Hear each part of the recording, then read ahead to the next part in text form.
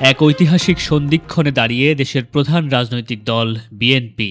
খালেদা জিয়া কত দ্রুত সুস্থ হয়ে উঠবেন, তারেক রহমানের প্রত্যাবর্তন কতটা স্মরণীয় হবে, আর ১৯ বছর পর নির্বাচনে জয়লাভ করে বিএনপি ক্ষমতায় যাবে। একই সমীকরণে দাঁড়িয়ে এই তিনটি ঘটনার কোনো একটিতে বিচ্যুতি ঘটলেই পাল্টে যাবে বিএনপির সকল হিসেব নিকেশ। তাই এই মুহূর্তে একই সঙ্গে এই তিনটি অতি গুরুত্বপূর্ণ বিষয়ে সর্বোচ্চ মনোযোগ দিয়ে কাজ করছে দলটির হাইকমান্ড। তাই নিয়ে মহাব্যস্ত বিএনপির সর্বস্তরের নেতাকর্মীরাও।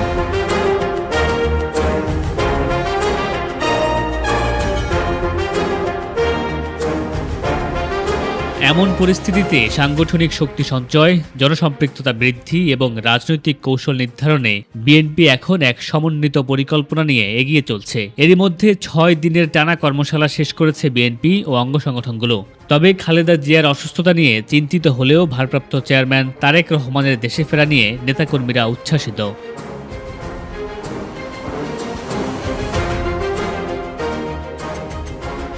এই মুহূর্তে বিএনপির ব্যস্ততা ও উদ্বেগের জায়গা হল দলের চেয়ারপারসন খালেদা জিয়ার অসুস্থতা ও তার চিকিৎসা।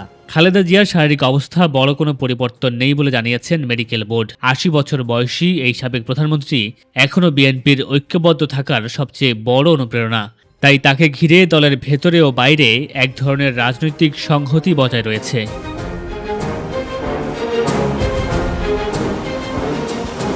দীর্ঘ ১৮ বছরের নির্বাসিত জীবন শেষে দেশে ফেরার প্রহর গুনছেন বিএনপির ভারপ্রাপ্ত চেয়ারম্যান তারেক রহমান। আগামী ২৫ ডিসেম্বর তারেক রহমান ঢাকায় আসবেন। বিএনপি ও এর অঙ্গ সংগঠনগুলো তারেক রহমানকে বরণ করে নিতে ঐতিহাসিক সংবর্ধনার প্রস্তুতি শুরু করেছে। বিমানবন্দর থেকে শুরু করে তার গন্তব্য পর্যন্ত রাস্তাগুলোতে লাখ লাখ নেতাকর্মীর উপস্থিতি নিশ্চিত করার জন্য জোরে সোরে কাজ চলছে।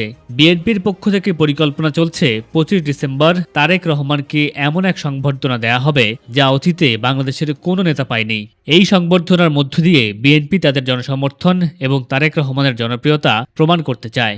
বিএনপির নেতাকর্মীরা প্রত্যাশা করছেন দীর্ঘ ১.৫ যুগ পর তারেক রহমানের সরাসরি উপস্থিতি দলের সাংগঠনিক দুর্বলতা দূর করে নির্বাচনী প্রচারে নতুন গতি আনবে এবং নেতাকর্মীদের মধ্যে বিজয়ের আত্মবিশ্বাস বহুগুণ বাড়িয়ে দেবে।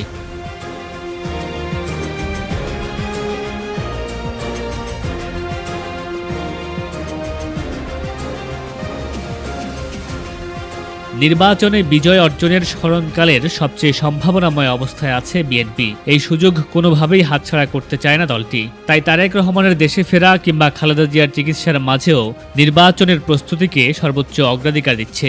এরই মধ্যে ২৭৫টি আসনে সম্ভাব্য প্রার্থীর নাম ঘোষণা করেছে। তবে যুগপথ আন্দোলনের শরিক দলগুলোর সঙ্গে আসন সমঝোতা না হওয়ায় এ বিষয়ে টানাপোড়েন রয়েই গেছে। তাই আলোচনার মাধ্যমে দ্রুত সন্তোষজনক অবস্থায় পৌঁছে সমমনা রাজনৈতিক দলগুলোকে নিয়ে একটি বৃহত্তর জাতীয় ঐক্য তৈরির মধ্য দিয়েই একটি শক্তিশালী সরকার গঠন করে দেশে স্থায়ীভাবে গণতান্ত্রিক কাঠামো নিশ্চিত করাই এখন দলটির লক্ষ্য।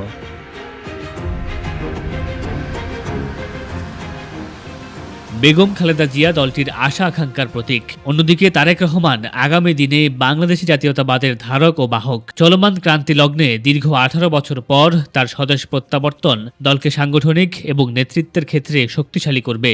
আর এই শক্তিকে কাজে লাগিয়ে বিএনপি নির্বাচনে বিজয়ী হয়ে সরকার গঠন করবে। বর্তমান এই ত্রিমুখী বাস্তবতা ও স্বপ্ন নিয়ে বিএনপির প্রতিটি পদক্ষেপ দেশের আগামী দিনের রাজনীতিতে গুরুত্বপূর্ণ ভূমিকা রাখবে।